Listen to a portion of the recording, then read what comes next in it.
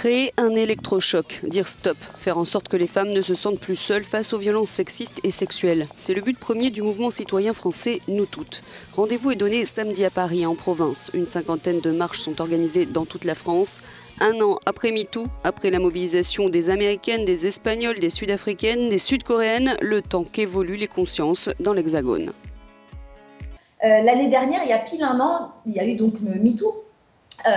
Et MeToo, ça n'a pas permis de libérer la parole parce que les femmes en réalité ont toujours parlé, mais ça a permis de libérer les oreilles, de les écouter, d'entendre ces témoignages. On est dans quelque chose de très logique. Il y a eu MeToo avec ces témoignages et maintenant avec Nous Toutes, on passe à l'action.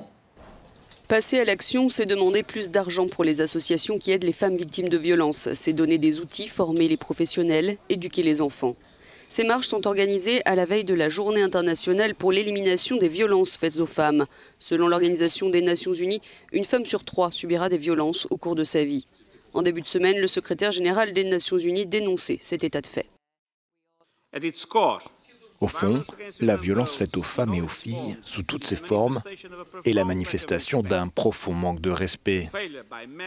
L'incapacité des hommes à reconnaître l'égalité et la dignité des femmes.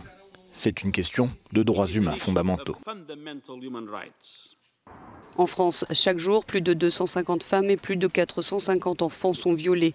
Une femme sur 3 a déjà été harcelée ou agressée sexuellement au travail.